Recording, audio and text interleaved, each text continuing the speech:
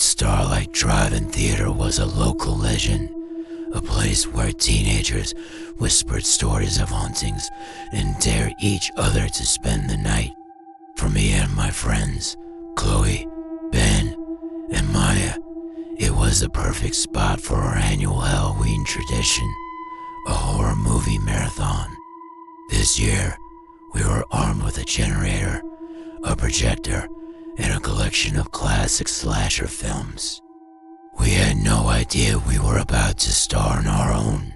The sun had just dipped below the horizon, painting the sky in shades of orange and purple.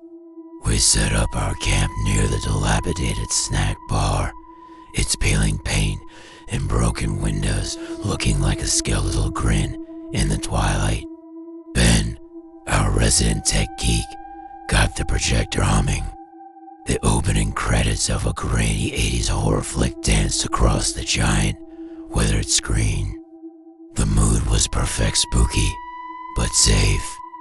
Popcorn's ready, Maya announced, holding up a huge bowl. We gathered on our blankets, huddled together against the creeping autumn chill. The film's first victim met a predictable, grisly end, and we all jumped, laughing nervously. It was all part of the fun. That's when we heard the first real sound.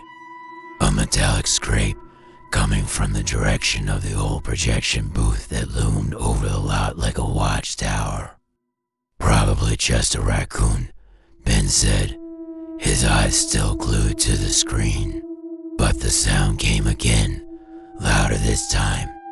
A rhythmic scrape, drag, scrape, drag. Chloe grabbed my arm. What was that? She whispered, her voice trembling slightly. I tried to sound brave. It's an old place, Chloe. It's just settling. But a knot of dread was tightening in my stomach. The sound wasn't natural. It was deliberate. The movie killer was chasing a girl through the woods, her screams echoing from our speakers. Then, another scream cut through the night, but this one wasn't from the film. It was real. It was Maya. We whirled around. The popcorn bowl lay shattered on the ground, its contents scattered like pale confetti. Maya was gone. Maya. This isn't funny. Ben yelled, his voice cracking. Panic set in, cold and sharp. We called her name, our voices swallowed by the vast, empty space. Nothing. Just the wind whizzing through the broken windows of the snack bar. I grabbed a heavy-duty flashlight from my bag. We have to find her. Ben, you check the projection booth. Chloe, you're with me. We'll check the snack bar. Ben hesitated, his face pale in the flickering light of the projector.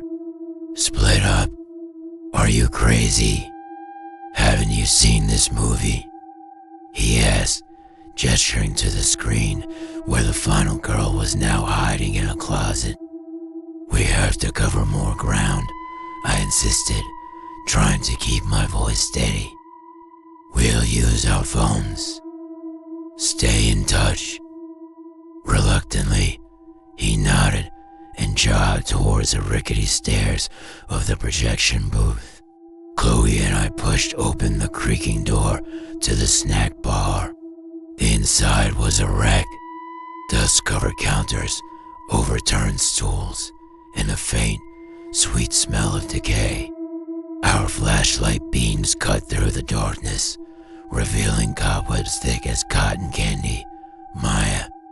Chloe called out, her voice barely a whisper.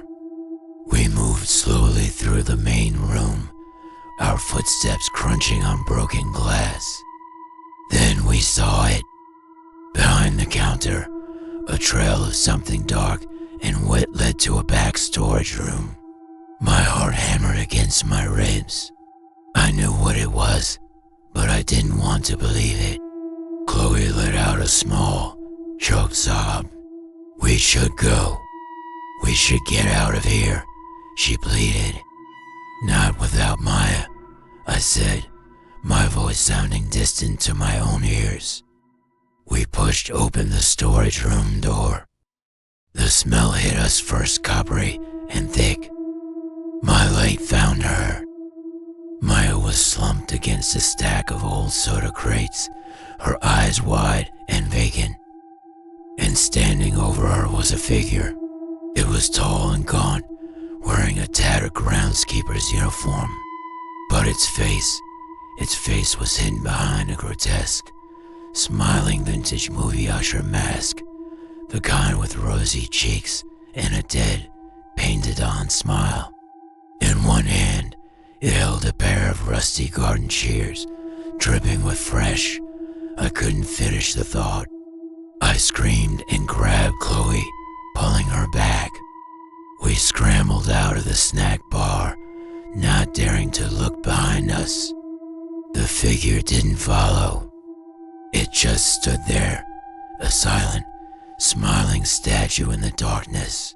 Ben, get down here," I yelled into my phone, my hands shaking so hard I could barely hold it.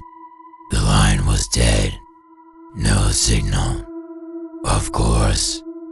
The generator powering the projector sputtered and died, plunging the entire drive-in into near total darkness. The movie screen went black. The silence was deafening.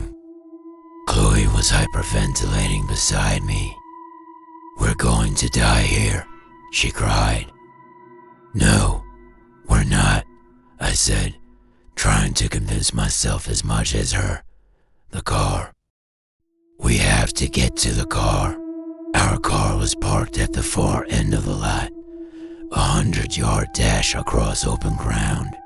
It felt like a mile. "On 3, I whispered. 1, 2, 3, we ran. Every shadow seemed to leap out at us. Every gust of wind sounded like footsteps behind us. We could see the car, its familiar shape a beacon of hope in the suffocating darkness. That's when we heard a scream from above. It was Ben. We looked up at the projection booth. A light flickered on inside Ben's flashlight, rolling on the floor. We could see the silhouettes against the window. Ben's and the taller, broader shape of the masked killer. We watched in horror as the figure struggled. The window shattered, and Ben's scream was cut short as he fell, landing on the roof of the snack bar with a sickening thud. The masked figure just stood in the broken window, looking down at us. The smiling mask seemed to mock our terror. Chloe broke. She ran blindly, not towards the car, but back towards the entrance of the drive-in. "Chloe, no. The gate's locked." I screamed after her, but she was gone, swallowed by the night. I was alone. My mind raced. The car was my only chance. I fumbled for my keys, my fingers feeling like clumsy sausages. I finally unlocked the door and threw myself inside, locking it instantly. I jammed the key in the ignition and twisted. The engine coughed, sputtered, and died. I tried again. Nothing. It was dead. I looked at the gas gauge dot empty. Ben was supposed to fill it up. A tapping sound on the driver's side window made me jump out of my skin. It was him, the usher. He was just standing there, head cocked to the side, the painted smile a horrifying contrast to the darkness around him. He wasn't trying to break the glass. He just tapped. Tap-a-tap-a-tap. A slow, methodical rhythm. He held up the garden chairs, glinting in the faint moonlight. Then he held up something else. A set of car keys topped my keys. My heart sank. He must have taken them when he killed Maya. The keys in my hand were Ben's spare set for his own car. It was a game. He was toying with me. I scanned the car, desperate for a weapon, for anything. My eyes landed on the glove box. I fumbled it open, and my fingers closed around the cold, heavy metal of a tire iron. It wasn't much, but it was something. The tapping stopped. I held my breath, listening. Silence. Where did he go? I risked a glance in the rearview mirror, and my blood ran cold. The back door of the car was open. He was already inside. Before I could even scream, a hand clamped over my mouth from the back seat. The stale smell of dirt and old fabric filled my nostrils. The cold tip of the shears pressed against my throat. A raspy voice, dry as autumn leaves, whispered in my ear, "Shh, the show is about to start." I closed my eyes, the smiling mask from my nightmares now the last thing I would ever see. The final scene of our own private slasher movie had begun. Thanks for listening to my story. If you enjoyed it, please hit that like button and subscribe for more tales from the dark. Stay safe out there.